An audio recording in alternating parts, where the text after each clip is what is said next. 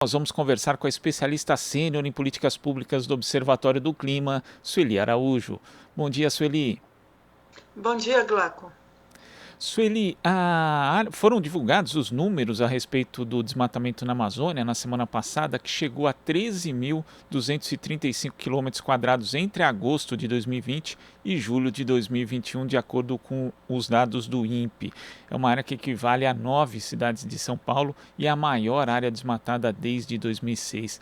Queria que você falasse a respeito desse triste recorde, né, mais um, nessa área da preservação ambiental no sentido negativo, mas também do fato do governo federal já saber desses números quando havia começado a COP26 e ter evitado a sua divulgação. Bom, Glauco, na verdade, o governo federal cometeu uma fraude, porque ele foi para Glasgow tentando pintar um cenário que ele chamou de Brasil Real e manteve esse discurso o tempo todo durante os 15 dias da conferência, afirmando que as críticas à antipolítica ambiental do governo eram inverdades, né? Que o Brasil estaria controlando o desmatamento e que o Brasil teria uma lição, teria lições para passar ao mundo sobre esse tema. Então, ele mentiu o tempo todo durante a conferência, o que é uma vergonha. Internacionalmente, todos já sabem dessa mentira, porque os números do INPE são divulgados amplamente, né? As pessoas costumam conferir, e mesmo cientistas internacionais, quem acompanha a política ambiental no nível internacional. Então, o governo está, na verdade, nos fazendo passar uma vergonha de dois tipos, né? Pelo altíssimo número da taxa do desmatamento anual, nós retrocedemos 15 anos nesse sentido, né? O número é 76% maior do que o número de 2018 do governo Temer, e a segunda vergonha é pela fraude, pela mentira, por ter enganado o mundo inteiro durante uma conferência tão importante. Esse número é resultado de um projeto de destruição da política ambiental empreendido desde janeiro de 2019, Glauco. É um projeto de destruição e quando você fala da fraude que o Brasil acabou levando para a COP26, já existia uma certa dificuldade e muito ceticismo em relação aos compromissos assumidos pelo país ali na conferência. Agora, com isso, fica ainda pior, quer dizer, o Brasil fica ainda mais desacreditado diante daquilo que buscou, ou pelo menos alentou ali assumir na COP26, Sueli? Não tenha dúvida disso, e o Brasil vai ter muita dificuldade em conseguir recursos internacionais, que era um dos objetivos do país durante a COP26. Já teve, sem esse número, a partir da divulgação desse descontrole governamental, e não é por falta de dinheiro hoje.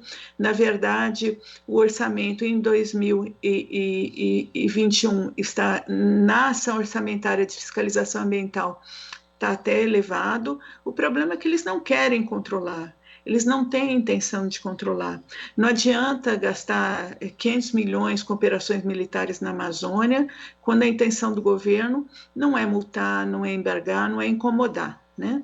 Esse governo ele tem uma espécie de parceria com desmatadores ilegais, com grileiros de terras públicas e com mineradores ilegais, porque na prática esse governo deixa tudo isso acontecer. É uma tristeza muito grande, e eu acho que não tem solução durante o governo Bolsonaro. A única solução para a política ambiental e para a política climática, a única solução é a troca de governo. E é curioso que quando falou a respeito dos dados, o ministro do Meio Ambiente, inclusive, caiu ali em mais de um ato falho, dizendo que a partir de agora o governo vai ser rigoroso, ou agora nós vamos, quer dizer, parece que o governo estava, parecia, né, que o governo estava começando na semana passada, né, quando não. Na prática, como você falou, se trata de um projeto, aquilo que inclusive aqui o site do Observatório do Clima chama de ecocídio, Sueli. É isso mesmo. Eles veem a política ambiental como uma coisa que atrapalha. A política ambiental ela tem um forte componente regulatório em qualquer país do mundo. E esse pessoal não gosta de regras nessa área. Então, vendo a política ambiental como entrave nós tiramos na nossa frente. Né? É isso que eles estão tentando fazer desde o início. O ministro do Meio Ambiente associou há poucos dias atrás a floresta à extrema pobreza, né? Na verdade, a floresta tem que ser associada a uma riqueza infinita que nós não valorizamos, que nós não pesquisamos, que nós não usamos da forma adequada. A visão de crescimento econômico da turma que está no poder é uma visão que coloca a floresta, corta a floresta e substitui por atividades degradadoras, por um modelo de desenvolvimento ultrapassado. Eles só vão conseguir muita destruição, muita degradação e mais pobreza para a população da região, porque não é com esse modelo de desenvolvimento que eles estão pregando que a população da região vai vai ganhar riqueza do ponto de vista de maior equidade social, né? A região amazônica é uma região com muita disparidade social e da forma como eles estão fazendo, isso só vai piorar. Você só vai beneficiar quem se move pela ilicitude. E não são os amazônidas que vão se beneficiar com isso, quem realmente precisa.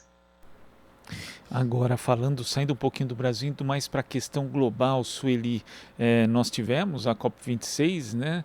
E você acha que o que foi acordado ali, diante do quadro de emergência climática que nós temos hoje, né? Que aí está bastante evidente, inclusive pelos dados do painel do IPCC que foram divulgados em agosto, você acha que o que foi acordado é suficiente diante desse quadro que a gente tem hoje? Não é não. Nós tivemos avanços em Glasgow, não dá para negar. Foi terminado o livro de regras, o chamado livro de regras, que são os detalhamentos para poder operacionalizar o próprio Acordo de Paris. Isso estava mais do que na hora de terminar. Mas os resultados ficaram aquém do imaginado, principalmente em relação à ambição em termos de redução das emissões, né?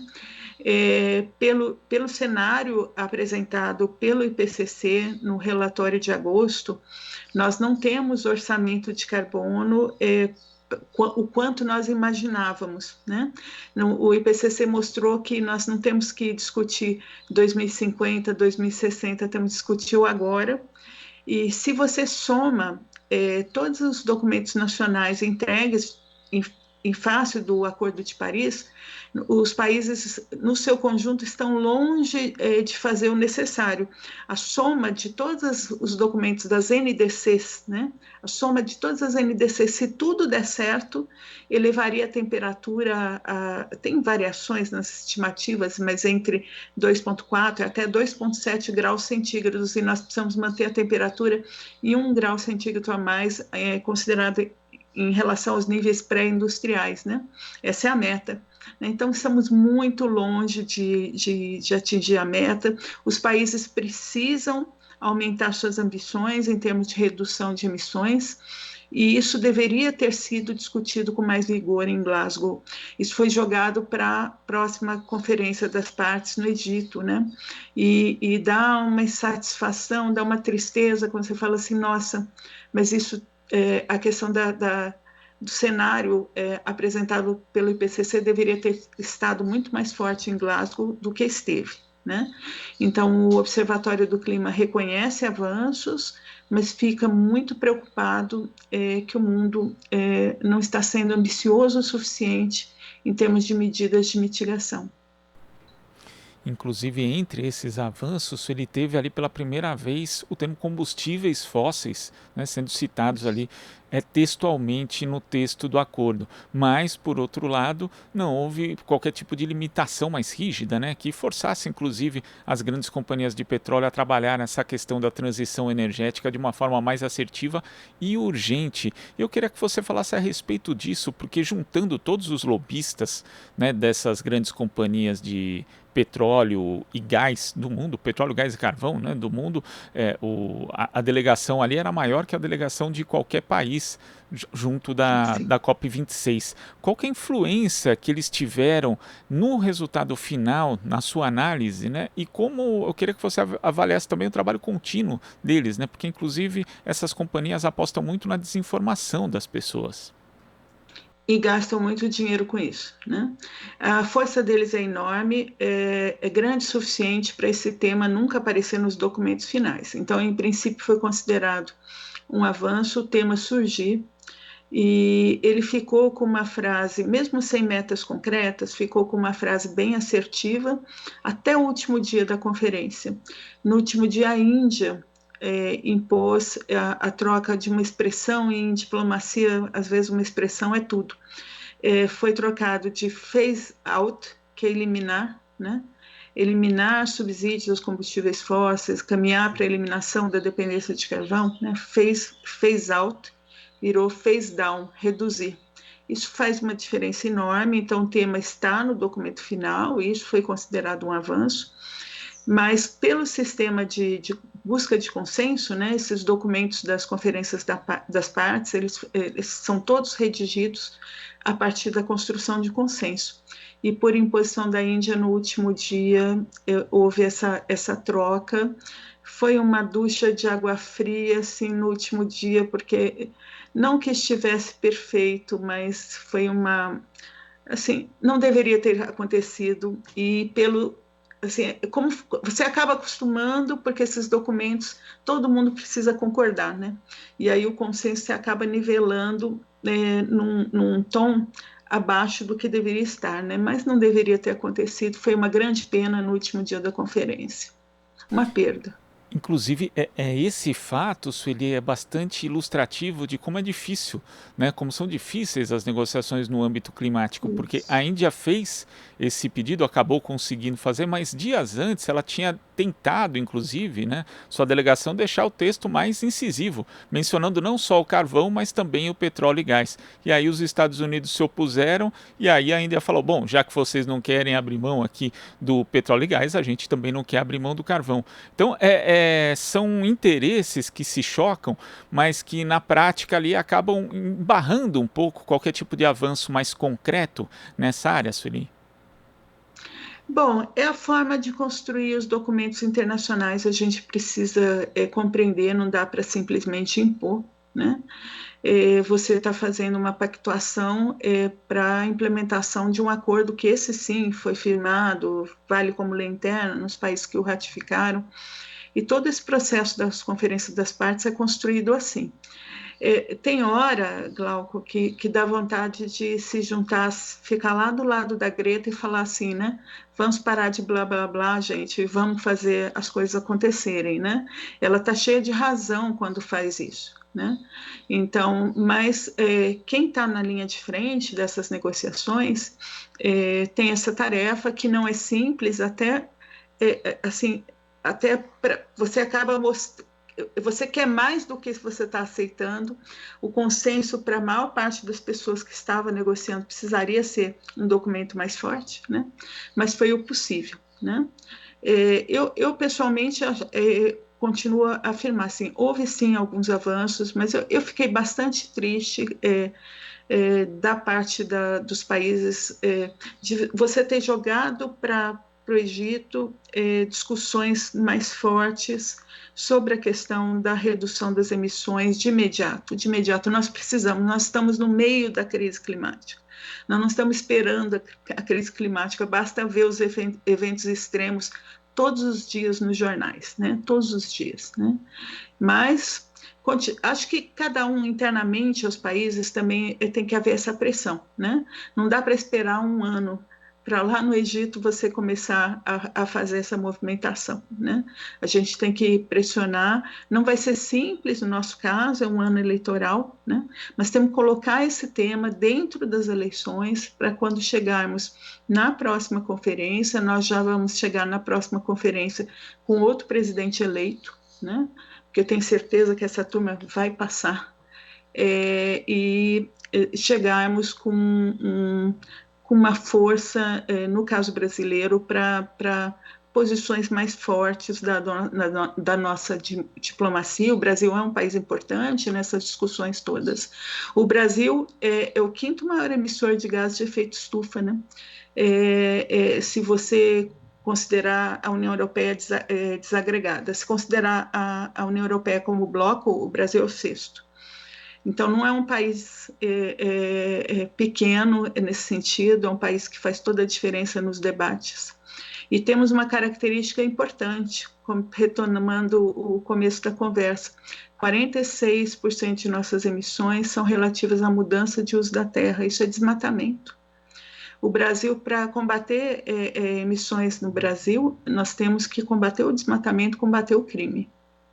Isso não é uma realidade de outros países, em que o problema das emissões é um problema de crime, né?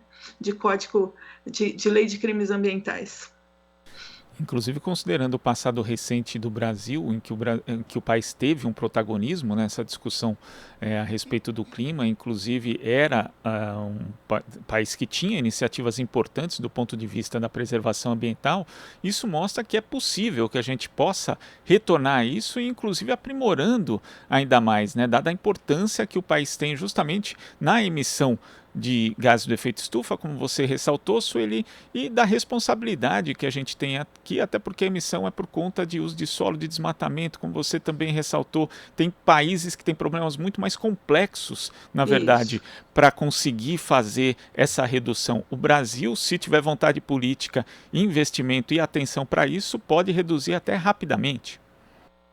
É isso mesmo. Na verdade, para um conjunto de países é muito mais complicado, porque eles têm que, em regra, mudar toda a matriz energética. A nossa matriz energética nos favorece, né? Então, nós temos que combater o desmatamento, nós sabemos fazer isso, já fizemos, né? Com dificuldade de implementação, mas as taxas de desmatamento já estiveram muito mais baixas, né? 2012, por exemplo, estava na Amazônia menos de 5 mil quilômetros quadrados, né?